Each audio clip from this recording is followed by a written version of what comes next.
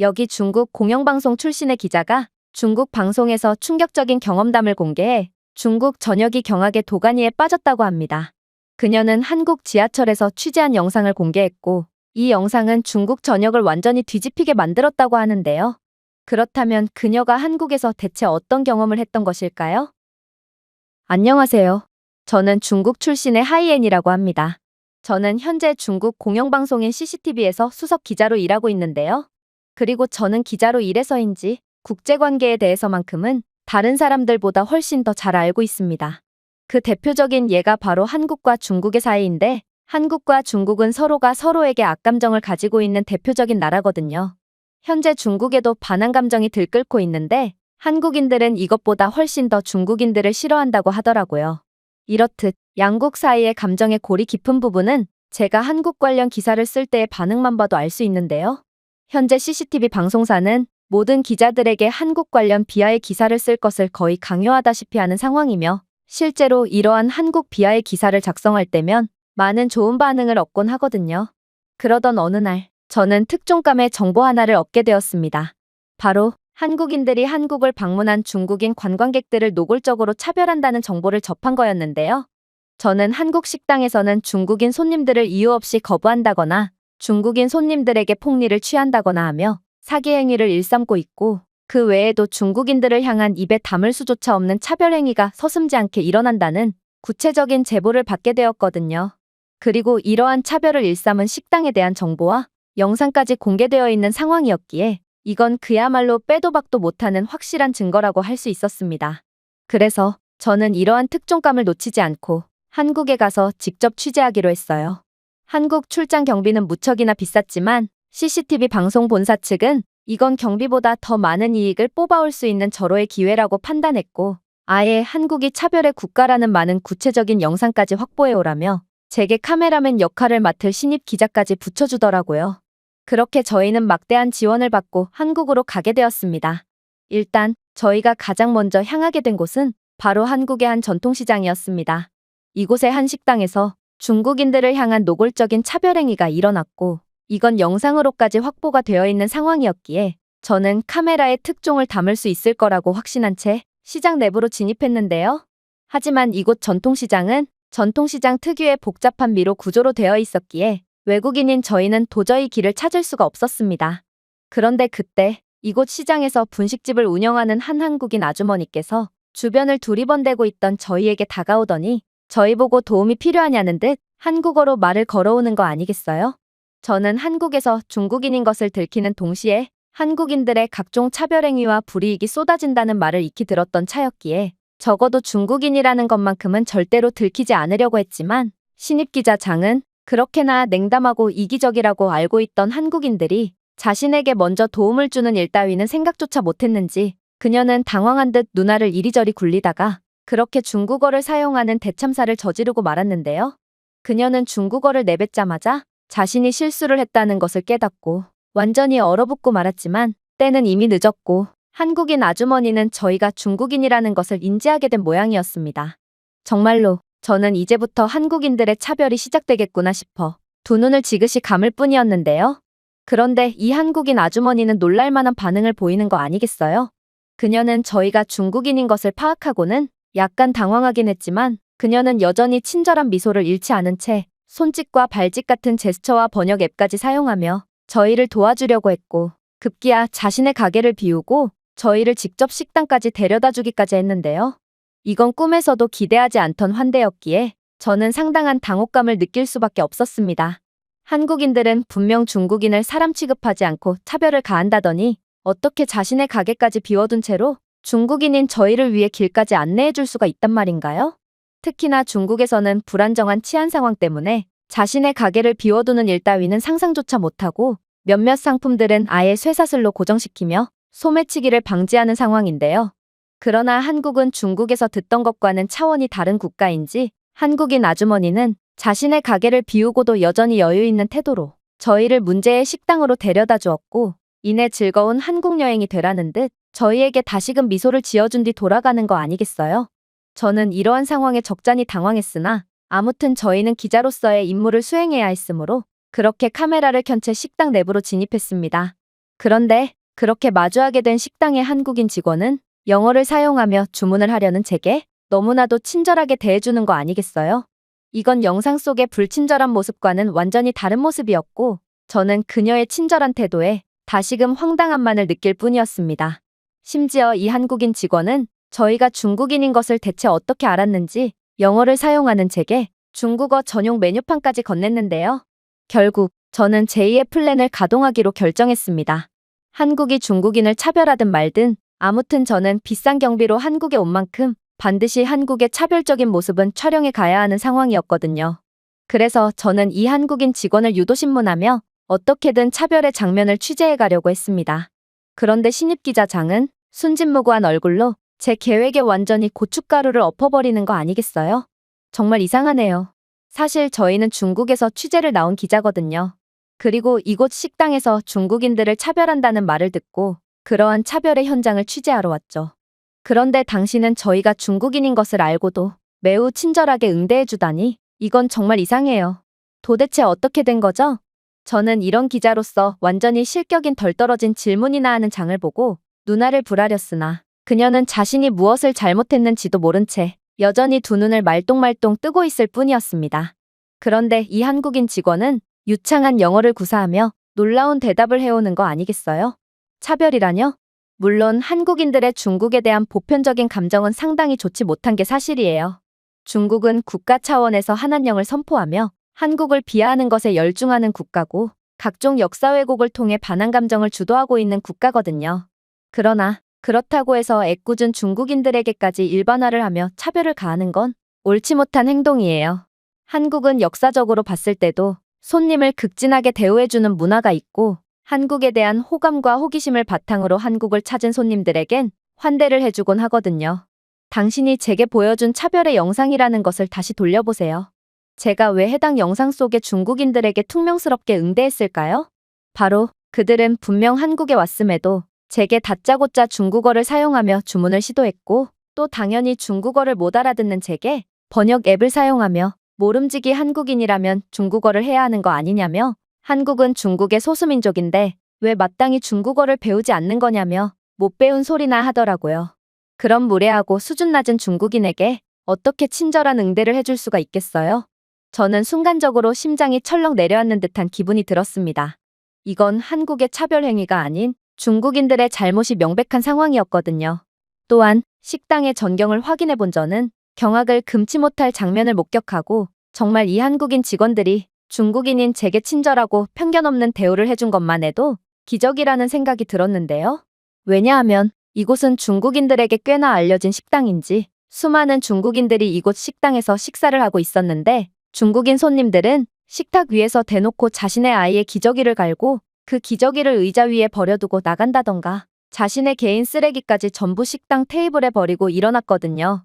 반면에 한국어를 구사하는 손님들은 굳이 그럴 필요가 없었음에도 자신이 사용한 테이블을 깨끗이 닦고 접시를 한 곳에 모으는 등 식당 측을 위한 친절한 배려까지 해준 뒤에 자리에서 일어나곤 했습니다. 이렇듯 중국인인 제가 봐도 중국인 손님들의 수준은 매우 형편이 없었고 차별을 당해 마땅한 행동을 했음에도 한국인들은 끝까지 중국인들을 향한 인간적인 대우를 해주었고 저는 이러한 한국인들의 모습에 감탄을 할 뿐이었습니다. 특히나 멍청한 신입장은 이러한 모습에 눈물까지 흘렸는데요. 아무리 한국이 대단하다고 해도 저희는 기자로서 주어진 임무가 있었음에도 이러한 바보 같은 표정이나 짓고 눈물과 콧물까지 흘리며 남이 나라를 칭찬하고 있다니 저는 그런 장의 머리를 숟가락으로 후려쳐버리며 정신을 제대로 차리지 않는다면 그대로 중국으로 보내버릴 거라며 엄포를 놓을 뿐이었어요. 그렇게 저희는 식사를 마친 뒤 다음 장소로 이동하기로 했죠. 그런데 그렇게 저희가 이동을 하던 와중 저는 한자 간판이 적힌 중국 식당을 발견하게 되었는데요.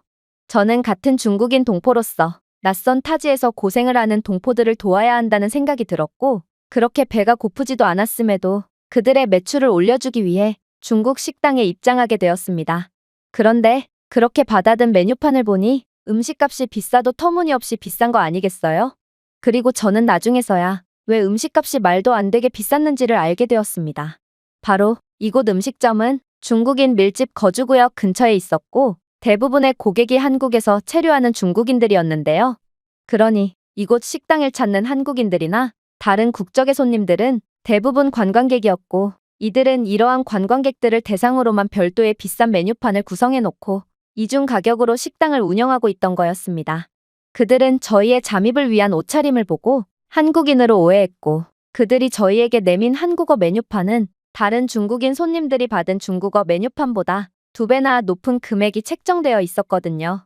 이번에도 장은 저희는 중국인에게만 높은 가격을 받으며 폭리를 취하는 한국의 차별적인 모습을 취재하러 왔는데, 오히려 역으로 폭리를 저지르는 중국인 동포들의 모습을 보게 되었다며 눈치 없는 소리나 짓거릴 뿐이었는데요.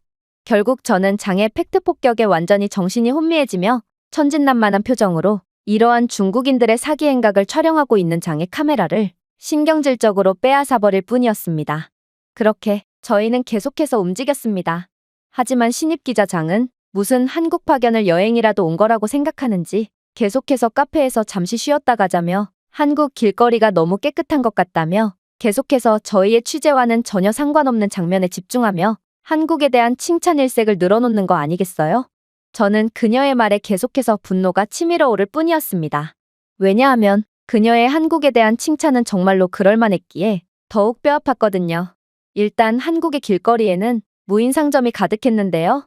붕어빵을 판매하는 무인 가판대에는 돈을 계좌로 입금하거나 돈통에 넣고 가라는 문구만 남겨져 있을 뿐 주인은 없는 경우가 흔했는데, 심지어 한국인들은 정말로 그러한 무인 상점에서 음식을 먹고 돈을 놓고 가는 등 지켜보는 사람이 없어도 끝까지 양심을 지키는 놀라운 시민의식 수준을 보여주더라고요. 무인 편의점과 따릉이라고 불리는 무인 자전거 인프라는 또 어떻고요? 한국에서는 이러한 무인 인프라가 너무나도 당연하다는 듯 자리를 지키고 있었고, 한국인들은 그러한 무인 인프라를 보고도 나쁜 짓을 통해 이익을 볼 생각을 하지 않고 끝까지 양심을 지켰는데요. 사실 중국에서는 한국을 따라 무인 자전거 인프라를 전국에 보급한 적이 있었는데, 이러한 무인 자전거 인프라는 보급 일주일 만에 모든 자전거가 도난당하며 자전거 정류장조차 전부 뜯어가 버렸기에 중국 정부가 천문학적인 자본을 투자한 이러한 무인 자전거 사업은 시작과 동시에 상당한 손실만을 입은 채 전면 폐지되고 말았습니다. 그러나 한국은 성숙한 시민의식이 필수적으로 수반되어야만 유지가 가능한 이러한 시스템이 너무나도 당연하다는 듯 유지되고 있었어요. 물론 한국의 거리 또한 상상 이상으로 깨끗했죠. 저는 분명 중국에서 한국의 지저분하고 난장판인 길거리 영상을 수도 없이 봤으나 마치 이번 한국행을 여행쯤으로 생각하며 계속해서 한국의 번화가 이곳저곳을 가보려고 하는 장을 따라 한국의 웬만한 길거리들은 전부 이동해본 저는 한국에서 지저분한 길거리 모습은 절대로 볼 수가 없다는 것을 깨닫게 되는데요. 그리고 이러한 한국의 뜻밖의 모습에 완전히 얼이 빠져 있는 제게 장은 예상치도 못한 충격적인 말을 해오는 거 아니겠어요? 선배, 그런 쓰레기 천지의 한국 길거리의 모습은 전부 편집으로 만들어낸 조작 영상인 거 모르셨어요? 저는 편집부에서 근무하면서 그러한 지저분하고 가난한 한국의 영상을 직접 편집까지 했다고요. 중국 정부는 도대체 왜 그렇게 한국의 가난한 면모에 집착하는지는 모르겠지만 아무튼 그건 전부 중국의 모습이며 한자로 적힌 간판 등을 한글로 고치고 한국어 음성만 입힌 편집 영상이에요. 저는 그녀의 말에 완전히 경악을 할 수밖에 없었습니다. 그리고 저는 그녀의 말에 딱히 반박을 할 수조차 없었기에 그저 허공을 응시하며 넋이 나갈 뿐이었죠. 왜냐하면 제가 직접 보기로는 한국의 길거리는 더러워지려야 더러워질 수가 없었거든요. 일단 한국인들은 기본적으로 쓰레기를 절대로 아무데나 버리지 않았는데요. 이들은 무슨 일이 있어도 자신이 발생시킨 쓰레기를 손으로 들고 다녔거든요. 또한 한국의 길거리 곳곳에는 IoT 쓰레기통 등의 최첨단 인프라가 설치되어 있었는데요. 이 쓰레기통은 쓰레기를 자동으로 압축할 뿐만 아니라 쓰레기가 가득 차면 관련 부서에 연락을 취해 쓰레기가 신속하게 수거될 수 있도록 하고 있었죠. 이러한 한국의 모습은 중국을 시민의식 면에서나 기술적인 면에서나 인프라 면에서나 모든 부분에서 압도하는 모습이었기에 저는 그저 할 말을 잃을 뿐이었습니다.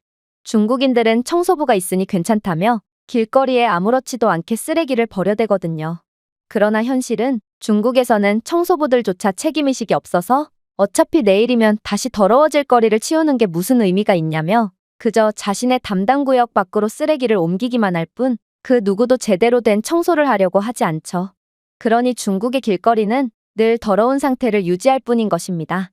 하지만 한국의 가장 놀라웠던 점은 따로 있었습니다. 바로 한국은 길거리뿐만 아니라 건물 내부도 무척이나 깔끔하고 실용적이었다는 건데요. 한국의 고층 건물들은 겉모습의 부유한 모습 그대로 내부도 매우 깔끔하고 잘 관리되고 있었을 뿐만 아니라 건물 내부에는 꼭 화장실이 존재했어요.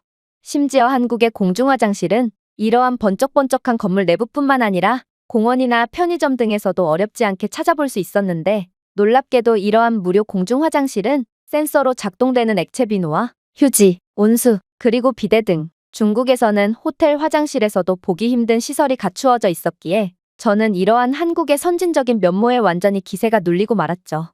사실 중국에도 외관만 보면 매우 그럴듯해 보이는 건물들은 많습니다.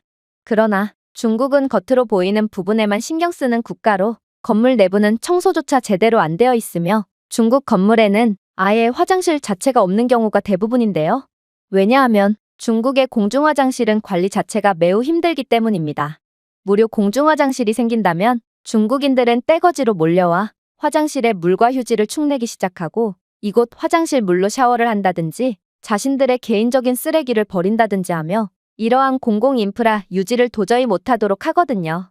그러나 한국은 생각보다도 훨씬 더 선진국이었고 아무래도 장은 한국은 이미 상당한 선진국이라는 것을 이미 알고 한국에서 후진적이고 차별적인 면모 따위는 절대로 포착할 수 없을 거라는 것을 눈치채고 그저 설렁설렁 취재를 이어나갈 뿐이었던 것 같았습니다.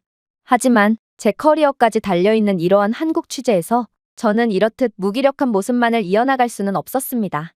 이건 향후에 제 커리어까지 달려있었기에 이렇듯 빈손으로 돌아가거나 천하태평한 표정으로 오히려 중국인이 한국에서 사기를 치는 모습과 한국의 선진적인 면모만 촬영하는 장의 카메라를 들고 복귀한다면 제 커리어가 완전히 망가지는 건 불보듯 뻔한 일이었거든요. 그래서 저는 마음을 다잡고 이번에는 중국인 단체 관광객들을 신경질적으로 내쫓았던 한국의 카페를 찾아가게 되었습니다. 이때 저는 도끼를 있는 대로 품고 있었고 어떻게든 한국의 차별적인 면모를 취재할 생각이었는데요. 그러나 이곳 카페에서도 한국인 직원은 저희에게 친절한 대우만을 해줄 뿐인 거 아니겠어요? 결국 저는 열등감이 완전히 폭발하여 중국 전역에 떠돌아다니고 있는 차별 영상을 내밀며 왜 이제 와서 착한 척이냐며 거의 따지듯 질문을 이어가기 시작했는데요. 그러자 한국인 직원은 유창한 영어를 구사하며 놀라운 대답을 해오는 거 아니겠어요? 저희가 중국인 손님들을 차별했다고요? 물론 한국인들의 중국인에 대한 감정은 매우 좋지 않지만 적어도 한국인들은 그러한 개인적인 감정을 죄 없는 사람들에게 쏟아낼 정도로 교양 없는 사람들이 아니에요. 아무리 중국인들이 마음에 안 들어도 아무튼 그들은 한국을 찾아온 손님이므로 저희는 항상 그들을 친절하게 맞이해주죠. 그리고 당신이 내민 영상은 너무나도 편파적이네요. 그때의 상황을 제가 구체적으로 설명해 드릴게요. 당시에 중국인 단체 관광객들은 20명 이상이 떼거지로 몰려왔음에도 이들은 커피를 단 2잔만 주문한 뒤 뜨거운 물 20잔을 요청하는 등 매장의 1인 1음료 규칙을 어기는 황당한 요구를 했는데요. 하지만 이들은 말도 잘 안 통했기에 저희는 손님을 대접해 준다고 생각하며 좋은 마음으로 이들의 요구를 들어줬죠. 그러나 중국인들은 카페 내에서 소리를 지르며 다른 손님에게 피해를 주기 시작했고 결국 저희는 수차례의 정숙 요구에도 난장판을 벌인 중국인들을 전부 쫓아낼 수밖에 없던 것입니다. 실제로 한국에는 실내에서 일정 데시벨 이상의 소음을 낼 경우 허용될 수 없는 소음으로 규정하고 다른 손님들을 위해서 쫓아낼 수 있는 규정이 존재하고 저희는 다른 손님들을 위해 적법한 절차를 따른 것뿐이에요. 사실 저는 그녀의 대답에 할 말을 잃어버리고 말았는데요. 이곳은 한국의 유명 관광지인 명동 근처에 있는 카페라 그런지 중국인 관광객들이 상당히 많았는데 정말로 중국인들은 매우 시끄러웠거든요. 카페 직원이 빌려준 데시벨 측정기로 측정을 해보니 카페 내에 있는 중국인 관광객들이 발생시키는 소음은 이미 허용 데시벨을 한참이나 초과하고 있었고 이들은 정말로 기차 화통을 삶아먹은 것인지 마치 항공기 소음에 준하는 말도 안 될 정도의 소음을 일으키고 있었습니다.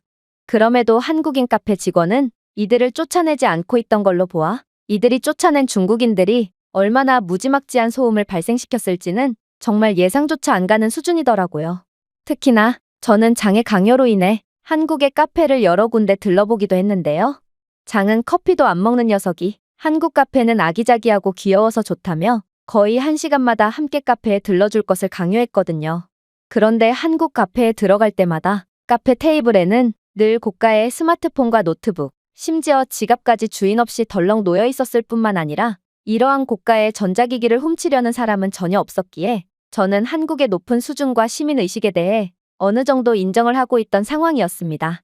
그러나 제가 직접 경험한 중국인들의 모습은 아무리 봐도 이러한 한국의 평화로운 분위기를 파괴하는 침략자처럼 느껴지기만 할 뿐이었고, 그렇게 저는 완전히 할 말을 잃은 채 머리를 감싸줄 뿐이었어요.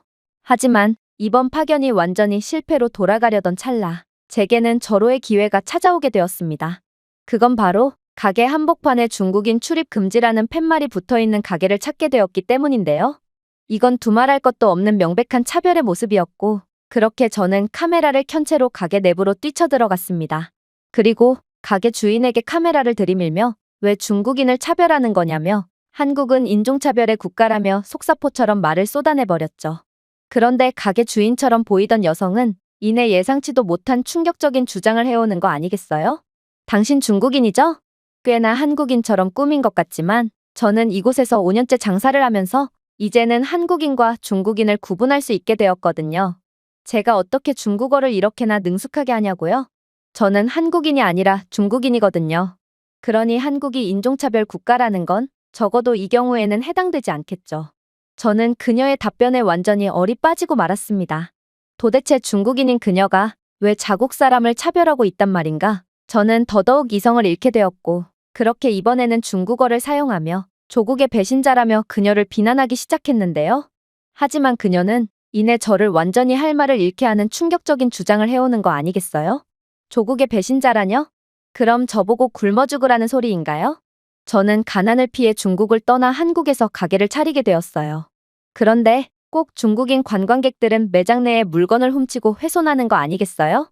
그리고 중국인들은 꼭 절도를 하다가 제게 적발되면 같은 동포니까 괜찮지 않냐며 막무가내의 모습을 보이곤 하죠. 슬프게도 한국인들은 절대로 물건을 훔치지 않아요. 어찌 보면 당연한 거죠. 한국인들은 중국인들보다 평균 월급이 10배는 높은데 부유한 이들이 왜 굳이 물건을 훔치겠어요? 이들은 부유한 지갑 속에서 나오는 여유로움을 통해 제게 늘 따뜻한 말과 격려를 아끼지 않곤 하죠. 저도 제 조국을 욕하긴 싫어요. 하지만 중국인들은 정말로 하루가 멀다 하고 물건을 훔쳐대고 있고, 중국인 손님들이 많이 찾아온 날에는 오히려 적자가 발생하는 기이한 상황까지 펼쳐진다고요. 저는 가난을 피해 죽을 각오로 중국을 떠나왔는데 중국인들의 도둑질 때문에 제 모든 것인 가게를 망하게 놔둘 수 없어요. 먹고 살기 위해서는 조국이 뭐가 중요하겠어요? 저는 한국에서 살아남을 거고 욕을 먹든 말든 중국인 출입금지 정책은 계속 유지할 거예요. 저는 그녀의 말에 완전히 넋을 놓아버렸고, 그렇게 모든 취재에 대해서 완전히 실패를 거둔 채 그렇게 쓸쓸하게 숙소로 돌아가기로 했습니다. 그런데 그렇게 장과 함께 도착한 한국 지하철에서 저는 경악을 금치 못할 장면을 목격하게 되었습니다. 왜냐하면 한국 지하철에는 노약자를 위한 엘리베이터가 설치되어 있었을 뿐만 아니라 에스컬레이터도 모두 정상적으로 작동하고 있었거든요. 중국에서는 엘리베이터는커녕 에스컬레이터조차 전력수급 불안정으로 인해 작동되는 법이 아예 없기에 늘 계단처럼 사용되고 있을 뿐입니다. 그러나 한국은 역시나 인프라 및 경제력 수준이 중국과는 차원이 다른 모습을 보여주고 있었죠. 그러나 한국의 가장 소름 돋는 점은 따로 있었습니다. 바로 장이 외마디 비명소리를 질러대기에 뭔가 싶었는데, 그녀는 한국은 지하철 내부에 도서관이 있다는 도저히 말이 안 되는 소리를 해왔거든요. 그런데 그렇게 장이 가리키는 도서관에 도착한 저는 도저히 봐선 안 될 장면을 목격하고 완전히 넋을 놓아버리고 말았습니다. 왜냐하면 한국 지하철에는 정말로 도서관이 설치되어 있었을 뿐만 아니라 이에 한술 더 떠 이곳 도서관은 무인으로 운영되고 있었기에 지하철을 이용하는 승객들은 너무나도 자유롭게 자투리 시간에 책을 읽을 수 있게 되어 있었거든요. 저는 이건 도저히 불가능한 시스템이라고 생각했고, 이곳 무인 도서관은 결국 누군가 전부 책을 훔쳐가버려 도저히 한 달 이상 유지가 불가능할 거라고 확신했는데요. 그러나 장이 가리킨 무인 도서관 한편에는 웬 QR코드가 존재했고, 이 QR코드를 스캔하니 이곳 무인 도서관의 정보가 낱낱이 공개되어 있는 거 아니겠어요?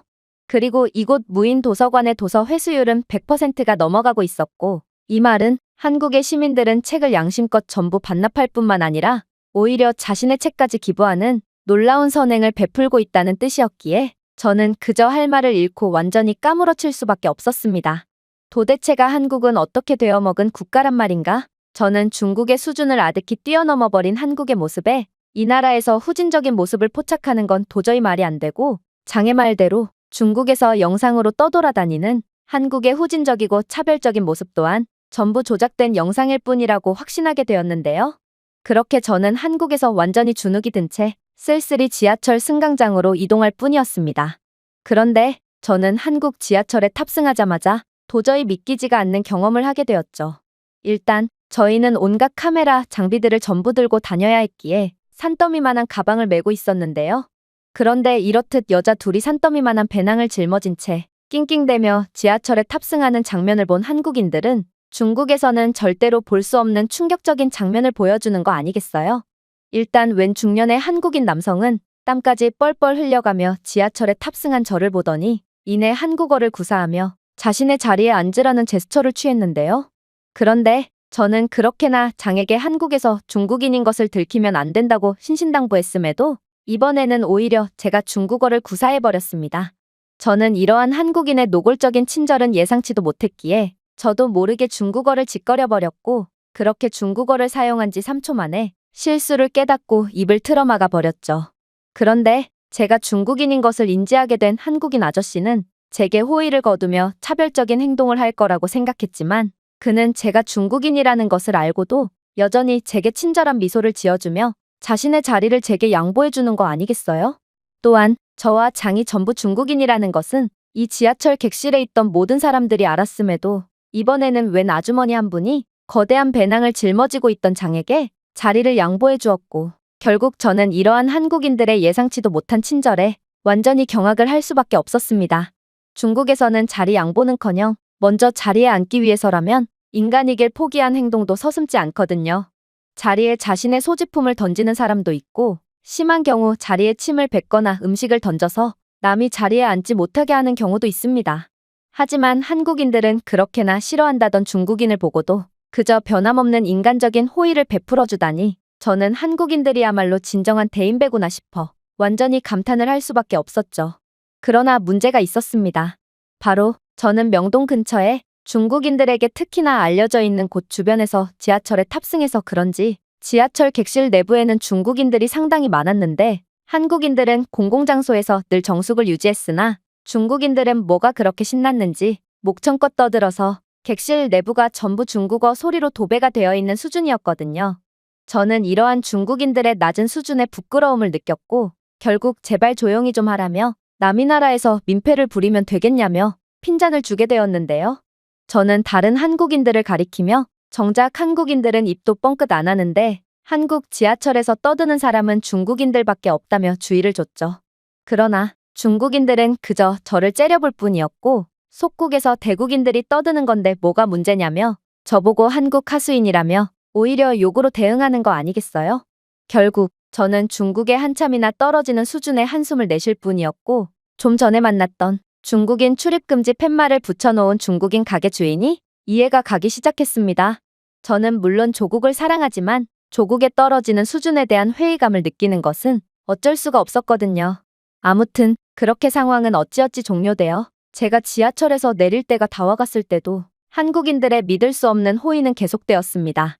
객실 내의 한국인들은 제가 중국인인 것을 알았음에도 아무튼 저는 외국인이므로 제가 목적지에 잘 찾아가고 있는지 먼저 확인해주며 신경을 써줬거든요. 물론 목적지역에 도착해서 지상으로 올라갈 때도 마찬가지였습니다.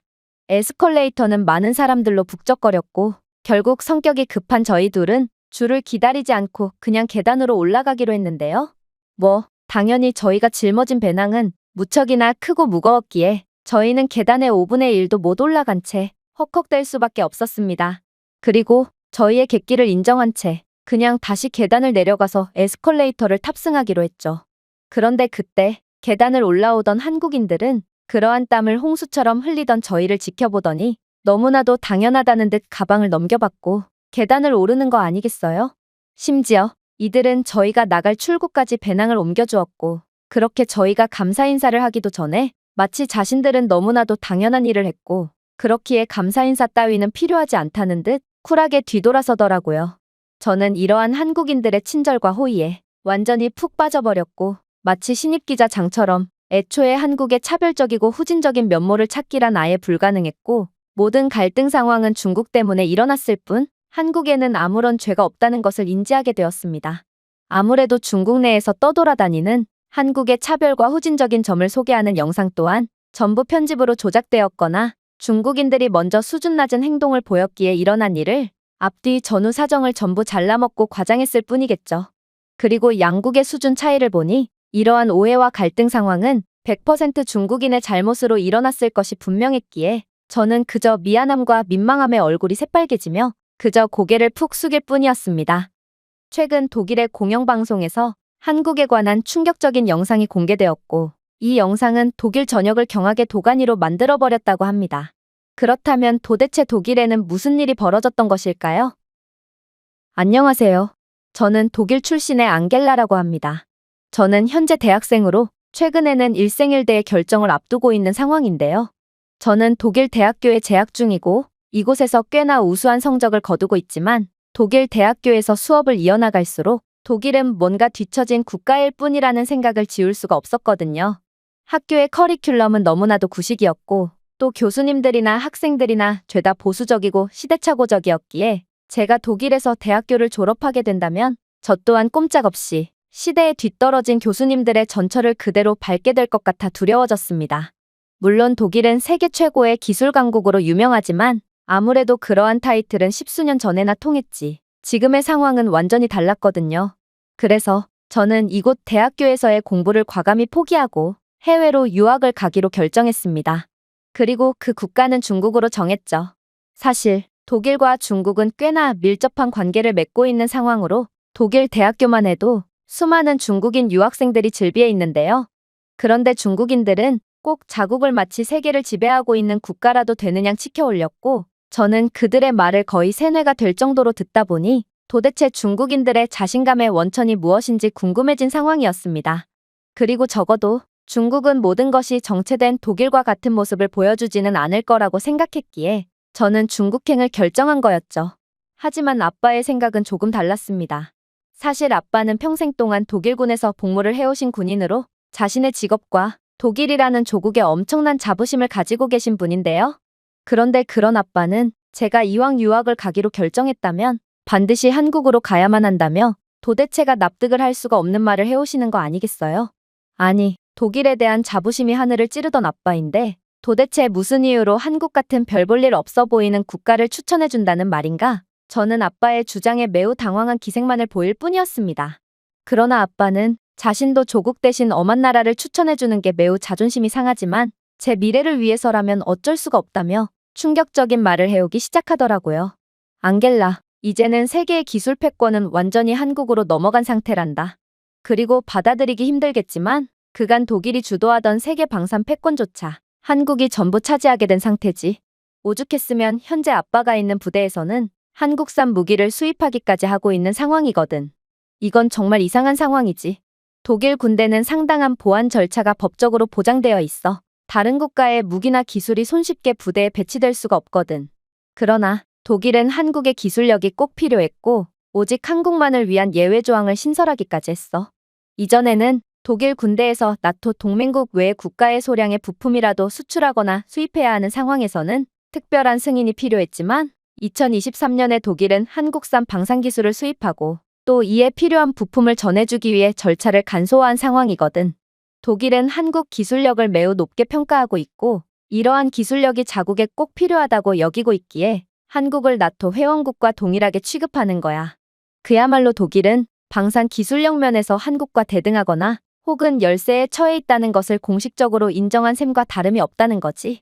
실제로 독일은 정밀타격 능력으로 유명한 주력 미사일 타우러스 KEPD-350에 한국 공군에서 쓰이는 미사일 기술을 도입한 상황인데 이는 인정하기는 싫지만 한국의 첨단 유도 무기 능력은 이미 독일을 아득히 뛰어넘어 반대로 독일이 수입까지 해야 할 정도의 완벽한 수준에 이르렀다는 말과 다름없지. 독일이 다른 유럽 국가들 대신 한국과 협력하기로 한 결정은 한국의 우수한 엔지니어링과 신뢰성을 여실히 보여준다고 할 수 있고 이는 한국의 방산 기술의 경쟁력은 이미 우리의 상상을 초월할 수준에 이르렀다고 할 수 있다는 거야. 아빠 또한 수십 년 동안 군대에서 복무하면서 독일의 국방 기술력이 예전 같지 않다는 것을 여실히 느끼고 있고, 이대로라면 한국에 완전히 집어삼켜지게 될 것 같으니, 앙겔라, 내가 만약 독일이 아닌 다른 국가로 가려거든 반드시 전도유망한 국가인 한국으로 가야만 해. 이건 매우 충격적이었습니다. 아무리 독일이 이빨 빠진 호랑이라지만 그래도 방산 분야만큼은 압도적인 기세를 자랑하고 있다고 생각했거든요. 실제로 방산 수출은 독일 경제에 있어서 핵심이라고 봐도 과언이 아닌 분야로, 만약 독일이 방산 기술력에서조차 한국에 뒤처진다면 그야말로 독일은 엄청난 경제적 불황을 피할 수가 없을 게 분명합니다. 그래서 저는 절대로 그럴 리가 없다며 애써 현실을 부정하기 시작했죠. 베테랑 군인이신 아빠가 거짓말을 할 리가 없었음에도 말입니다. 그러다 저는 중국인 친구들에게 한국의 기술력에 대해 넌지시 물어보게 되었습니다. 한국과 중국은 지리적으로 인접해 있는 국가기에 저는 중국인 친구들이야말로 한국에 대해 잘 알고 있을 거라고 생각했거든요. 그런데 중국인 친구들은 이내 충격적인 대답을 해오는 거 아니겠어요? 앙겔라, 한국은 아예 독립적인 국가로서의 자치권조차 없는 국가야. 왜냐하면 한국은 사실상 중국의 속국으로 중국의 일부이기 때문이지. 실제로 한국은 수천 년 동안 중국의 일부였는데, 만약 한국의 국방 기술력이 상당했다면 이렇듯 중국의 지배를 당했을 일 자체가 없지 않았을까? 한국이 중국의 속국이라는 증거는 애초에 한국의 언어인 한글 자체가 중국에서 개발한 것이라는 점에 있어. 한글은 중국의 학자들이 개발했고, 중국이 끔찍한 문맹률을 자랑하는 원시국가 한국을 가엾게 여겨 전해준 것일 뿐이거든. 그리고 한국은 국방 기술력을 개발하기는커녕 애초에 당장 내일 먹을 식량 걱정을 해야 하는 가난한 국가인데, 실제로 한국인들은 너무 가난해서 자가용 차량 자체를 거의 구매하지 못하고 있다고 해. 한국의 도로를 좀 봐. 한국에서는 차량을 찾아볼 수가 없으므로 한국 도로에서는 교통체증이 거의 발생하지 않고 있거든. 오히려 중국이야말로 부강한 국가고, 중국인들은 돈이 많아 차량을 인당 2대 이상씩은 가지고 있으니 중국의 모든 도로에서는 엄청난 교통체증을 보이고 있지. 그런데 이런 가난한 한국이 국방력에 투자할 돈이 어디에 있겠어? 솔직히 저는 이러한 중국인 학생들의 하나 같은 주장에 약간의 안도감이 들었습니다.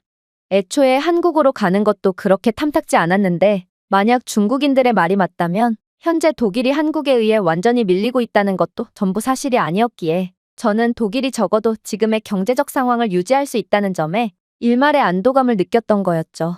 물론 상당한 베테랑 군인이셨던 아빠셨지만 아무래도 아빠는 제게 장난을 치신 모양이었습니다. 그러나 이러한 안도감도 잠시, 저는 얼마 뒤 충격적인 영상을 접하게 되었고, 그 즉시 할 말을 잃고 넋이 나가버릴 수밖에 없었는데요. 저는 우연히 독일의 공영방송 뉴스 채널을 틀게 되었는데, 이곳 공영방송에서는 웬 한국에 대한 특집 다큐를 방송해주고 있었거든요. 이건 정말 말이 안 되는 상황이었습니다. 사실 독일의 공영방송 채널은 특히나 독일인들에게 상징적인 의미를 갖고 있고, 이를 잘 알고 있는 독일 공영방송사이기에 웬만해서는 다른 국가에 대한 특집 다큐를 제작하거나 집중 조명을 하는 경우도 좀처럼 없거든요. 하지만 이번 다큐에서는 만약 독일이 한국을 따라하지 않는다면 독일은 10년 내로 그간 쌓아온 모든 부를 전부 반납하고 망해버리고 말 거라는 도저히 믿기지가 않는 방송을 해오는 거 아니겠어요? 특히나 독일 진행자의 첫마디는 제게 더욱 충격적으로 들려왔죠. 한국은 정말 특별한 국가입니다. 세계 역사상 한국 같은 국가는 좀처럼 찾아볼 수 없었거든요. 일단 한국은 자신들 옆에 있는 중국 등의 강대국들에 비한다면 매우 조그마한 국가임에도 5,000년 동안이나 주권을 지켜온 점부터가 매우 놀랍습니다. 보통 작은 국가들은 근처의 거대한 국가들에게 흡수되며 그대로 사라지는 것이 순리지만, 한국은 그러한 순리를 거부한 채 중국 같은 거대한 국가의 침입을 끝까지 막아내며 오히려 지금은 그러한 거대한 국가보다도 강력한 모습과 위상을 자랑하고 있거든요. 심지어 거대한 국가들 사이에서 살아남은 몇 안 되는 국가들은 필연적으로 그러한 거대 국가들의 엄청난 영향을 받거나 경제 및 문화적으로 종속되어 있는 경우가 대부분이지만, 한국은 중국과 완전히 독립적인 특성을 띠고 있죠. 일단 이들의 문화부터가 그렇습니다. 사실 중국은 세계 최악의 문맹률을 자랑하고 있지만 한국의 독자적인 언어 한글은 세계에서 가장 우수하다는 평가를 받고 있는 상황이며, 한글 덕분에 한국의 문맹률은 세계 최저 수준을 기록하고 있거든요. 한글은 1443년 세종대왕에 의해 과학적으로 구조화되고 중국의 한자와 무관한 완전히 독특한 음성 체계로 발명되었기에 한국은 중국처럼 엄청난 문맹률의 저주에서 벗어날 수 있던 것입니다. 또한 서기 612년에 벌어진 살수강 전투를 참고해 본다면 한국은 중국의 대규모 병력을 완전히 격퇴하며 아예 거대한 제국 자체를 붕괴시켜버리기까지 했는데요. 그 밖에도 한국은 중국의 여러 차례 침략을 전부 다 막아내며 주권을 지켰고, 이건 한국은 강대국 사이에 끼어있는 다른 국가들과는 완전히 다른 운명을 가졌고 자신의 길을 스스로 개척했다고 볼 수 있습니다. 중국은 그간 여러 소규모 국가들을 전부 병합하며 덩치를 불려왔지만 그런 중국도 오직 한국만큼은 어쩌지 못했거든요. 저는 진행자의 말에 정말 깜짝 놀라고 말았습니다. 그의 말이 맞다면 한국은 중국인들이 주장했던 것과는 완전히 다른 국가인 셈이었거든요. 사실 이건 매우 이상하긴 했습니다. 한국의 문맹률은 세계에서 가장 낮고 반대로 중국은 가장 높은데, 이는 수천 개의 복잡한 문자를 사용하는 중국과는 달리 한글은 간단하고 논리적인 문자로 유명하기 때문이거든요. 그런데 만약 중국인들의 말대로 중국이 한글을 창제했다면 한국은 문맹률이 거의 0%에 달하는데 왜 중국은 여전히 높은 문맹률 때문에 국가 비상사태까지 선포했다는 말인가요? 이건 도저히 논리에 맞지 않는 상황이었습니다. 제가 조금 찾아보니 한국에서는 다른 대도시만큼의 엄청난 교통체증이 흔치 않은 것도 한국인들은 가난해서 자가용 차량을 구매할 여력이 없어서 그런 것이 아닌 한국은 높은 기술력을 통해 압도적인 도로 인프라를 구현해냈기 때문이었는데요. 한국은 AI 교통관제 시스템과 스마트 고속도로를 통해 혼잡을 방지하는 등 매우 발전되어 있는 교통기술을 보여주었고, 한국인 운전자들은 사고가 난 지점이나 혼잡이 일어나고 있는 지점 등을 미리 인지하고 추천받은 우회 경로로 즉시 돌아갈 수 있어서 그야말로 자신들의 도로를 200% 사용하는 한국인들은 이러한 교통체증에서 그나마 자유로울 수 있던 것입니다. 그러나 중국은 계획되지 않은 도시화와 인구 과잉, 그리고 체증에 대한 대비책 및 기술력이 전무하기에 엄청난 교통체증이 항시 발생하는 거였는데요. 중국은 개발도상국답게 인구수에 대비한다면 차량을 가지고 있는 사람의 숫자는 그리 많지 않은 편임에도 그저 비효율적인 모습만을 보이며 심각한 교통체증으로 고통받고 있는 거였습니다. 즉, 한국은 완전히 독립적인 국가일 뿐만 아니라 거대 국가 중국보다도 훨씬 더 진보되고 우수한 국가였다는 말이었죠. 그러나 이러한 한국에 대한 감탄도 잠시, 진행자는 도저히 믿기 힘든 경악스러운 주장을 해오기 시작하더라고요. 그리고 재밌게도 한국은 5천년 동안 중국의 완벽한 대항마의 역할을 수행했음에도 이번에도 중국의 대항마로서 전 세계를 구원해주고 있다는 것입니다. 아마 많은 분들이 한국은 중국을 억제할 만한 능력이 있는 국가고 실제로 그렇게 하고 있다는 것이 어째서 다른 국가를 구원하는 거냐며 의문을 표할 수도 있을 텐데요. 하지만 한국은 정말로 중국의 말도 안 되는 구조의 기술 수출을 원천 봉쇄함으로써 다른 국가들의 이익을 지켜주는 수호신 같은 역할을 수행하고 있습니다. 현재 중국을 좀 보세요. 중국은 압도적인 물량 공세 및 박리담회로 빠른 발전을 이룩한 국가입니다. 중국에는 인권이라는 것이 존재하지 않고 그렇기에 인건비가 없으니 이런 기형적인 방법의 발전이 가능한 것이죠. 실제로 이러한 중국의 저가 정책은 기존의 강대국들이 지배하던 기술 수출의 판도를 뒤흔들며 이들의 파이를 떼어가나 싶었습니다. 그러나 잘 나가던 이러한 중국의 박리담회 정책은 최근 들어 영 힘을 쓰지 못하고 있는데요. 그리고 그 이유는 바로 한국 때문입니다. 한국과 중국의 방산 기술력 퀄리티는 너무나도 극단적으로까지 차이가 나고 있는 상황이고, 중국의 무기 수출 국가 또한 한국과 겹치는 경향이 있기에 중국은 도저히 힘을 쓰지 못하고 있거든요. 일단 중국 무기는 열악한 재료, 결함 있는 기술, 그리고 일관성 없는 품질 관리로 악명 높은 대신 압도적으로 저렴한 가격을 내세웠는데요. 그러나 무기는 실제 전투 상황에서 사용되는 만큼 한국과 너무나도 차이가 나는, 신뢰할 수 없는 중국의 무기를 수입할 국가는 없었습니다. 한국의 K9 썬더 곡사포는 폴란드와 노르웨이, 핀란드 등의 유럽 국가들로 수출되며 100%의 운용 신뢰도를 자랑하고 있는 상황이지만, 파키스탄으로 수출된 중국의 PLG-45 곡사포는 잦은 전자 오작동과 정확도 저하로 사실상 있으나 만화한 존재거든요.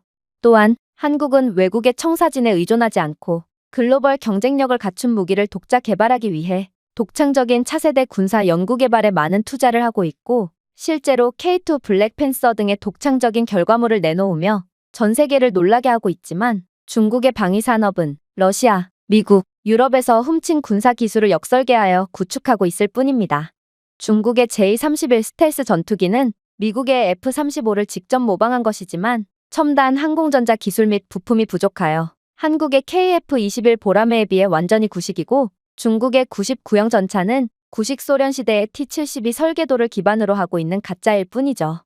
같은 동북아시아 국가인 한국과 중국의 기술 수준 차이가 이렇게나 현저하니 당연히 한국과 중국은 여러 전문가들의 비교 대상이 될 수밖에 없고 저렴한 가격에 혹해 중국산 무기에 관심을 보였던 나라들조차 결국에는 중국을 선택하지 않게 되는 것입니다.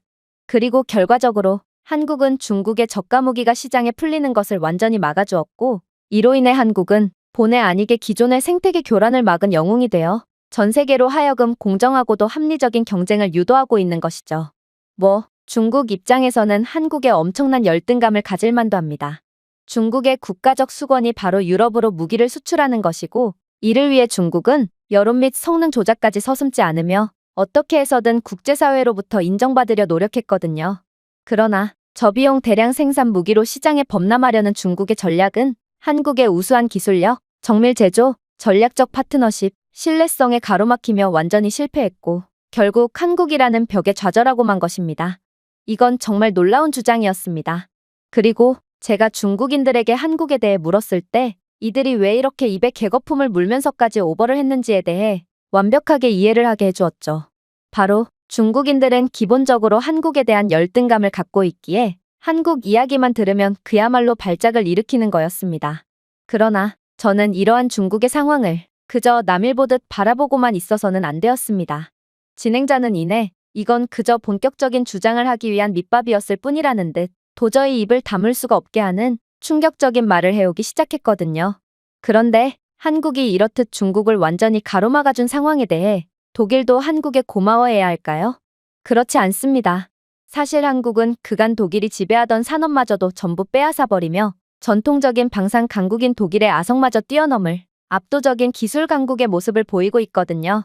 일단 저번에 10조 규모의 폴란드 방위 협정을 한국이 가로채버린 사건은 아직도 많은 분들이 기억하고 계실 것입니다. 폴란드는 전략적으로 러시아와 우크라이나 옆에 위치한 유럽 최대의 국방비 지출국 중 하나이고 독일은 전통적으로 폴란드에 탱크와 포병을 공급해왔기에 모든 독일인들은 이번에도 독일이 폴란드에 무기 수출을 성공할 수 있을 줄 알았거든요. 그러나 결론적으로 독일은 10조라는 어마어마한 수익을 눈앞에서 한국에 빼앗겨야만 했고 한국은 이러한 막대한 수익을 얻음과 동시에 폴란드 수출을 발판 삼아 현대화를 모색하는 다른 유럽 국가들에게도 문호를 개방할 수 있었습니다. 실제로 한국은 이 계약 직후 폴란드 및 루마니아 그리고 핀란드에게 추가적으로 K2 전차를 수출했고 그만큼 독일의 레오파드2 전차는 악성 재고로 남을 뿐이었는데요. 한국은 단숨에 50조 원 규모의 실적을 올렸고 독일은 이에 대한 실망의 한숨을 쉴 뿐이었습니다. 그러나 독일의 진짜 문제는 이러한 한국의 성과를 그저 운이 좋았다고 생각할 뿐 한국의 기술력과 저력을 진지하게 생각하지 않았다는 것입니다. 사실 이러한 한국의 K2 블랙팬서가 독일의 레오파드를 압도하는 상황은 어느 정도 필연적인 상황이긴 했습니다. 왜냐하면 독일은 기존의 성공에 안주했고 결국 혁신이 멈춰버렸거든요. 반면에 한국은 생각보다도 훨씬 더 기술적으로 진보된 국가였습니다. 한국의 K2 전차는 독일의 레오파드 전차보다 빠르고 저렴한 데다 더욱 정확하고 안정적인 포성능을 자랑했거든요.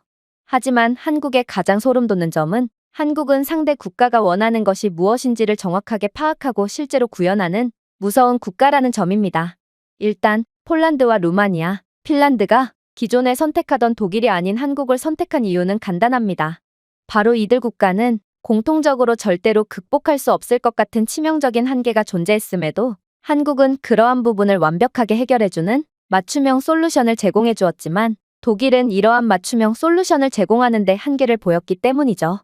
일단 이들 국가는 혹독한 겨울 기후와 불안정한 지형을 가지고 있다는 자연적인 한계가 존재했습니다. 특히나 폴란드는 극심한 겨울 날씨를 겪고 있으며 기온이 섭씨 마이너스 20도 이하로 떨어지면서 폭설과 얼음 축적이 발생하고 있죠. 그러나 독일의 레오파드2 전차는 엔진 고장과 기동성 문제로 인해 추운 날씨 조건에서 고전하는 것으로 악명 높은데요. 또한 벨라루스와 우크라이나 근처의 폴란드 동부 전선은 불안정하고 진흙탕 같은 지형을 가지고 있어 기동성이 뛰어난 탱크가 필요하지만 레오파드는 독일의 지형인 평지 조건 하에서만 뛰어난 성능을 보일 뿐입니다. 하지만 이러한 상황 하에서 한국의 K2 탱크는 믿을 수 없는 모습을 보여줬죠. 한국은 K2 전차를 운용하는 국가의 환경에 맞춘 업그레이드를 제공해 주었고, 실제로 이러한 개량된 K2 전차는 첨단 콜드 스타트 엔진 시스템으로 개조되어 극한의 온도에서도 원활한 작동을 보장했으며, 한국은 폴란드의 불안정한 지형에서 우수한 오프로드 이동성을 위해 강화된 서스펜션 시스템을 도입했기에 어떠한 상황에서도 안정적인 움직임을 보장했습니다. 사실 독일 입장에서는 꽤나 억울할 수도 있습니다. 전차라는 무기 자체가 원래 영하의 온도나 극한의 조건 하에서는 사용하기 어려운 무기거든요. 즉, 이건 한국이 미친 기술력을 보여준 거지 딱히 독일의 기술이 열악한 것도 아니라는 소리입니다. 그래서 독일은 곧바로 이의를 제기하며 각종 방산 전문가들에게 한국의 K2 전차에 대한 의뢰를 맡기게 됩니다. 독일은 한국이 성능 조작을 했다고 확신했고, 이를 만천하에 공개함으로써 무너진 자존심을 되찾아오려는 의도였던 것이죠. 그리고 이러한 구체적인 조사 결과 충격적인 결과가 드러났죠. 바로 극한의 겨울철 테스트에서 한국의 K2 전차는 섭씨 마이너스 30도에서도 정상적으로 작동한 반면 독일의 레오파드2는 영하의 온도로 내려가자 즉시 엔진 오작동이 반복되었거든요. 그리고 K2 전차는 레오파드2와 달리 얼어붙은 강과 깊은 눈까지 통과하며 지켜보던 모든 사람들의 눈을 의심케 만들었습니다. 즉, 독일은 괜히 이를 키운 까닭에 한국의 압도적인 기술 수준만 전 세계에 홍보해준 셈이었고, 이로 인해 독일은 기존의 계약마저 추가적으로 한국에 빼앗기며 완전히 망신살을 사게 되었죠. 물론 유럽 대부분의 국가들은 소련 시대의 구식 철도 인프라를 가졌다는 점도 더더욱 K2 전차를 우위에 있게 만들었습니다. 독일의 레오파드2 전차는 자국의 실정에만 맞췄기에 융통성 없이 무거워서 도저히 구식 철도로는 운반을 할 수가 없거든요. 그러나 한국은 이에 대한 맞춤 설계를 통해 개조된 버전의 경량 K2 전차를 공개했고, 전차 운송 경로를 최적화한 첨단 물류 관리 소프트웨어까지 제공하는 천재적인 전략을 선보였습니다. 그리고 폴란드는 K2를 선택함으로써 독일의 더 무거운 탱크에 필요했던 사실상 불필요한 철도 개조 비용을 10조 이상 절감할 수 있게 되어 오히려 한국 무기를 대규모로 구매하고도 한국에 감사를 표하는 아이러니한 상황이 연출되고 있는 상황이죠. 저는 진행자의 말에 경악을 금치 못하고 말았습니다. 한국은 그저 별 볼 일 없는 국가라고 생각했던 저였지만 한국은 기술력뿐만 아니라 협상력, 그리고 융통성까지 겸비한 도저히 현실과는 동떨어진 것처럼 보이는 완벽한 국가였거든요. 그리고 이러한 한국의 강점은 그동안 기술 강국이라는 이미지 덕분에 별다른 혁신 없이도 기술 수출로 막대한 이익을 올리고 있던 독일을 완전히 곤란에 빠뜨리게 하기에 충분했어요. 하지만 저는 그래도 아직 최악의 상황만은 도래하지 않았다고 생각했습니다. 물론 한국이 생각보다 엄청난 국가였다는 점은 인정하지만 그래도 한국은 북한이라는 존재 때문에 육군력에만 집중된 국가라는 말을 들은 적이 있기 때문인데요. 그래서 만약 독일이 다른 분야에서의 수익을 꾸준히 올릴 수만 있다면 분명 한국으로 인한 손해를 메꿀 수 있을 것처럼 보였습니다. 하지만 진행자는 이런 제 생각을 비웃기라도 하듯 이내 경악을 금치 못할 말을 해오기 시작했죠. 하지만 독일 입장에서 가장 치명적인 부분은 한국은 소름 돋을 정도로 완벽주의자라는 점입니다. 생각해보세요. 한국은 북한과 중국이라는 적을 두고 있고 사실상 이 두 나라를 상대하기 위해서는 그다지 강한 해군력이 필요하지는 않습니다. 그래서 한국은 자신들이 집중해왔던 육군 및 공군력에 비한다면 해군력만큼은 비교적 떨어지는 수준인 것이 사실이었죠. 그러나 한국은 무지막지한 기술력을 바탕으로 불과 몇 년 만에 해군력 부분에서도 상당한 수준을 끌어올리게 됩니다. 그리고 실제로 최근에 한국은 또다시 도저히 믿기지가 않는, 아니 믿고 싶지도 않은 초대형 계약을 연이어 가져갔죠.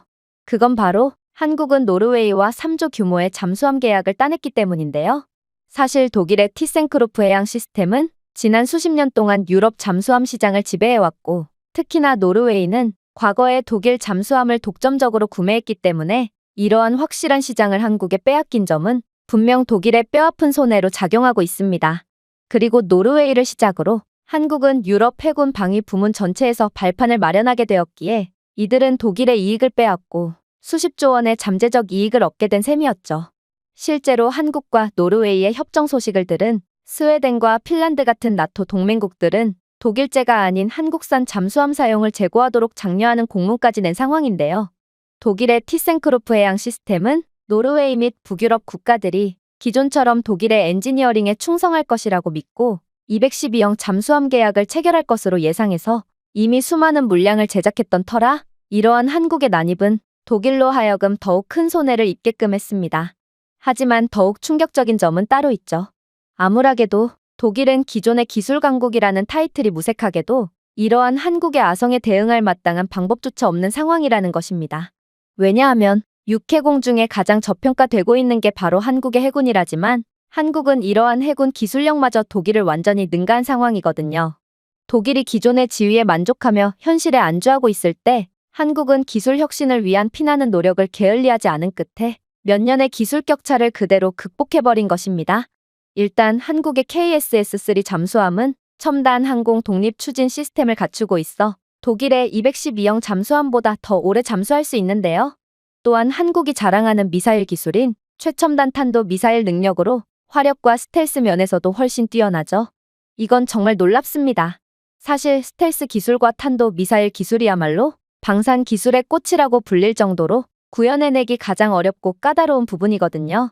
그러나 한국은 독일조차 가까스로 부분적으로만 구현한 기술을 완벽하게 개발함으로써 전 세계를 놀라게 함과 동시에 독일의 단골 손님이었던 유럽 국가들을 전부 가로채가고 있는 것입니다. 그러나 한국의 가장 소름 돋는 점은 따로 있습니다. 바로 한국은 해군 기술력에 대한 부분에서마저 말도 안 되는 맞춤형 설계 능력을 선보이면서 자신들의 경쟁자는 더 이상 존재하지 않는다는 것을 전 세계 국가들에게 각인시켰거든요. 노르웨이를 좀 보세요. 노르웨이는 혹독한 북극 해양 환경을 가진 국가로 노르웨이의 물은 극도로 차갑고 강력한 해류와 얼음으로 덮인 표면을 가지고 있습니다. 즉, 노르웨이는 잠수함을 운용하기에 최악의 환경을 가졌다는 말이죠. 이렇듯 노르웨이는 외딴 북극 순찰 구역에서 작전을 수행하기 위해 더 긴 수중 내구성이 필요했지만 기존의 기술력의 한계로 인해 이러한 노르웨이의 요구를 충족해줄 수 있는 국가는 없었습니다. 하지만 한국은 까무러칠 해결책을 가져왔죠. 바로 한국은 자신들의 잠수함을 맞춤형 업그레이드하여 얇은 얼음층을 뚫을 수 있는 북극급 선체로 KSS-3 잠수함을 보강했거든요.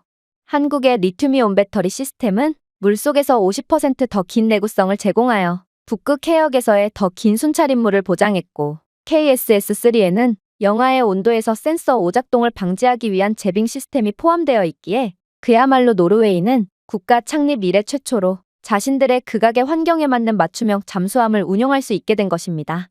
하지만 이와는 달리 독일의 212형 잠수함은 선체 보강이 약한 온화한 유럽 조건을 위해 설계되었고 기술력 부족으로 노르웨이의 환경에 맞는 맞춤형 설계도 제공할 수 없었습니다. 심지어 혹한기 시험 동안 독일제 잠수함은 배터리 비효율성으로 인해 자주 재점화가 필요했지만 한국의 KSS-3는 최대 45일 동안 물속에 머물렀죠. 한국의 말도 안 되는 속도 또한 노르웨이뿐만 아니라 전 유럽 국가들을 군침을 흘리게 만드는 요소 중 하나였죠. 노르웨이 및 북유럽 국가들은 러시아에 대한 리스크로 인해 3년 이내로 잠수함이 필요했지만 독일은 212형 잠수함 한 척을 완성하는데 자그마치 6년이 걸리거든요. 하지만 한국은 이미 최적화된 AI 공정 설계 시스템을 갖춘 국가였고 주문을 받은 모든 잠수함을 3년 내로 제작할 수 있었기에 이렇듯 모든 면에서 독일을 압도하는 한국은 자연스레 노르웨이라는 거대한 중요 고객을 독일로부터 빼앗아온 거였습니다. 상황이 이 지경까지 왔으니 만약 독일이 한국을 따라하지 않는다면 독일은 정말로 몇 년 내로 침몰할 수밖에 없습니다. 독일은 한국의 기술력을 추월당했다는 사실을 인정하고 기술 패권을 되찾아오기 위해 혼신의 힘을 다해도 모자랄 상황이거든요. 생각해보세요. 한국이 주요 글로벌 방산 계약에서 독일을 상대로 거둔 결정적인 승리는 군사력 역학의 역사적인 변화를 의미합니다. 독일, 프랑스, 영국 등 전통적인 업체들이 지배하던 방산 산업은 이제 한국이 군사기술 강국으로 부상하면서 재편되고 있거든요. 이러한 변화는 단순히 무기를 판매하는 것이 아니라 한국의 지정학적 영향력, 기술 리더십, 경제력을 강화하는 것이며 한국의 국방 분야에서 독일을 능가하는 영향력은 군사 분야를 훨씬 넘어 여러 차원에서 한국의 국가 경쟁력을 크게 강화하고 결국 이러한 한국의 경쟁력은 더더욱 독일의 파일을 빼앗고 말 것입니다. 한때 독일로 갈 것으로 예상되었던 폴란드의 역사적인 대형 입찰은 한국이 차지하게 되었고 노르웨이의 한국 선택은 유럽 해군 시장에서의 기존의 독일의 독점을 종식시켜버렸죠. 그야말로 한국은 더 이상 단순한 서방 무기 구매국이 아니라 이제 글로벌 무대에서 압도적인 경쟁자가 되어 독일 및 유럽을 완전히 지배할 두려운 존재라는 것입니다. 그러나 독일이 지금부터라도 혼신의 노력을 다한다고 하더라도 이미 벌어진 일은 되돌릴 수가 없습니다. 독일을 추월한 한국은 최소 10년간은 독일의 파일을 빼앗으며 막대한 경제적 호황을 누리게 될 것이거든요. 한국은 기존의 독일산 무기에 의존하던 유럽 국가들을 상대로 막대한 이익을 거두며 그 이익만 해도 최소 1000조 원 규모라고 예상이 되는데요. 이를 통해 현대 로템, 하나 디펜스, DSM이 등 한국의 방위산업체들이 생산을 확대하고 고임금 일자리를 창출하게 될 것이므로 한국은 더더욱 부강한 국가로 발돋움하게 되겠죠. 가장 두려운 부분은 한국은 대표적으로 성공에 안주하지 않는 국가로 늘 그렇듯이 벌어들인 돈 전부를 또다시 R&D 투자에 사용하며 한국은 AI 기반 전투 시스템, 자율전차, 첨단 미사일 방어 등 차세대 군사 기술에 더 많은 투자를 할 수 있게 될 것이라는 것입니다. 만약 이렇게 된다면 독일은 아무리 노력한다고 해도 한국과의 벌어진 기술 격차를 좀처럼 메울 수가 없게 되겠죠. 물론 한국의 국제적인 정치 및 외교적 입지도 상당히 강해질 것입니다. 폴란드, 노르웨이 및 기타 나토 동맹국들은 현재 한국의 군사 장비를 의존하고 있으며 이는 한국과 유럽 간의 정치적 유대를 강화하고 있거든요. 그래서 나토 국가들에서 계약을 따낸다는 것은 유럽과의 더욱 강력한 유대를 원하는 중국뿐만 아니라 다른 국가들 모두가 고대하고 있지만 아무튼 오직 한국만이 이러한 쾌거를 달성한 것이죠. 그리고 한국은 이를 통해 아시아를 넘어 군사 동맹을 확장하여 외교력을 강화하게 될 것입니다. 나토와 EU 국가들은 이제 한국을 전략적 방어 파트너로 보고 있으며 이는 한국이 아시아 외부의 군사 정책에서 더 큰 영향력을 갖게 될 것임을 의미하거든요. 즉, 한국은 더 이상 단순한 지역 군사 강국이 아니라 이제 글로벌 방위 전략을 수립하고 있는 주요 강대국이라는 것이죠.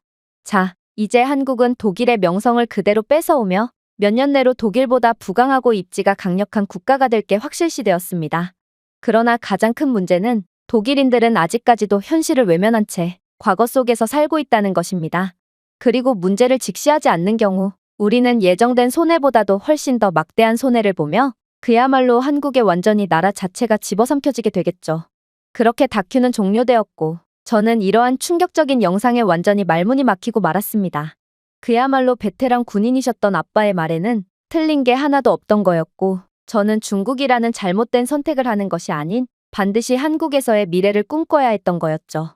결국 저는 하마터면 인생을 날리는 실수를 할 뻔했던 제 상황에 소름마저 돋으며 한국에서의 미래를 계획하고 있는데요.